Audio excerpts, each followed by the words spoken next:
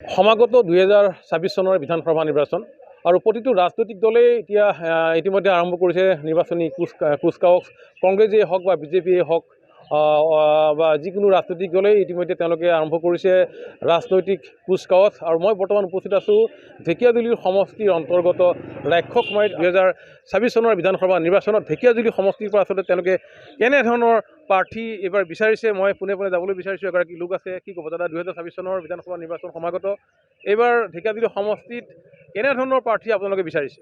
হয়, যিহেতু নিৰ্বাচন সমাগত, আমি এইবাৰ ঢেকীয়াজুলি সমষ্টিত আমি নিজৰ স্থায়ী বাসিন্দা বিচাৰিছোঁ। যিটো স্থায়ী বাসিন্দাক আমি য'তে মন যায় ত'তে লগ ধৰিব পাৰোঁ, আমাৰ স্থায়ী সমস্যাখনো সমাধান কৰিব পাৰে। আমি এইবাৰ বাহিৰৰ বনিয়া গোষ্ঠীক আমি বিচৰা নাই ইয়াত। সেয়েহে আমাৰ লোকেল হ'ব লাগে, যিকোনো দলৰে নহওক তেখেত লোকেল হ'ব লাগে কেণ্ডিডেটজন। আমি তেখেতক ছাপোৰ্ট কৰিম আৰু তেখেতক আমি এইবাৰ ভোট দিম বুলি ঢেকীয়াজুলিবাসী ৰাইজে অৱগত কৰিছে চবকে।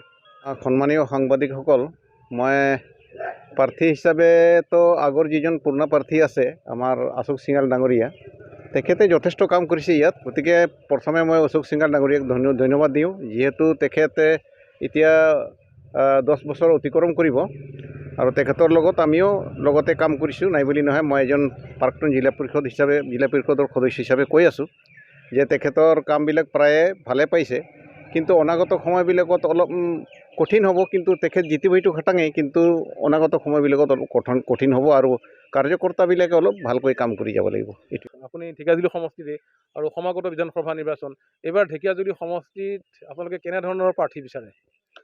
হয়, আচলতে আমি প্ৰথম কথাটো হ'ল সকলোকে নমস্কাৰ জনাইছোঁ। আৰু আমি সদৌ আদিবাসী ছাত্ৰ সন্থা হৈ আমি এনেধৰণৰ এটা প্ৰাৰ্থী বিচাৰোঁ, যি প্ৰাৰ্থীয়ে নেকি সকলো জাতি জনগোষ্ঠীক লৈ পেলাই চলিব পাৰে আৰু সকলো জাতি জনগোষ্ঠীৰ সমস্যাবিলাক যাতে সমান চকুৰে চায়।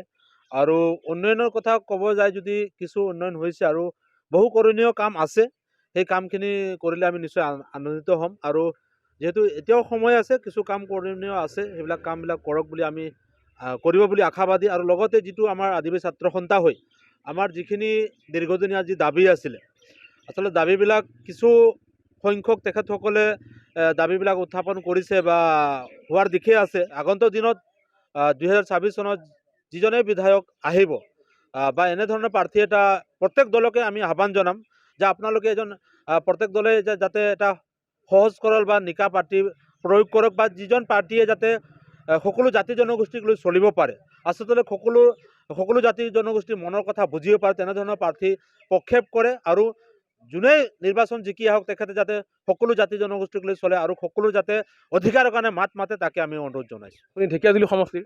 হয়, ঢেকীয়াজুলি সমষ্টিত এইবাৰ আপোনালোকে কেনেধৰণৰ প্ৰাৰ্থী বিচাৰিছে?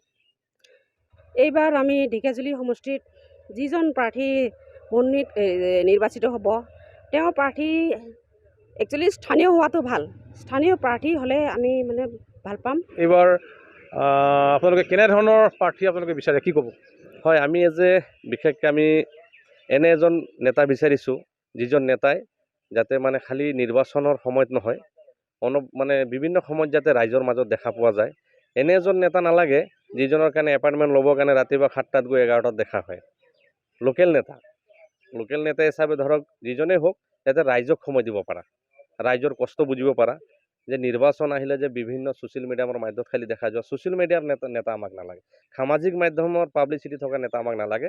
আমাক এনে এজন নেতা লাগে যোন দলৰ পৰাই হওক, যি ৰাইজৰ কষ্ট বুজি পায়, ৰাইজৰ বিভিন্ন জনজাতিৰ হৈ মাত মাতক, কোনো এটা একজাতীয় মানুহক লৈ যাতে তেওঁ ভেকু ভাওনা কৰি নথকাৰ নেতা আমাক নালাগে।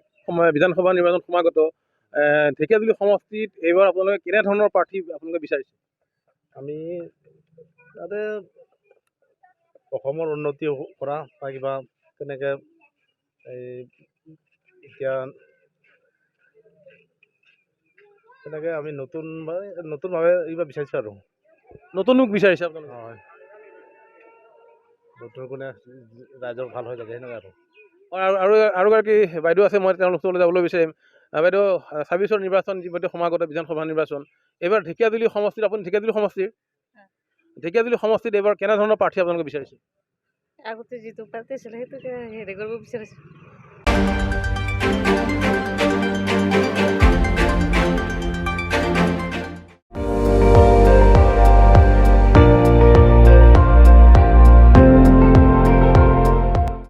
আপুনি চাই আছে ND24 সৰ্বশ্ৰেষ্ঠ নহয় সৰ্বোত্তমৰ দৌৰত।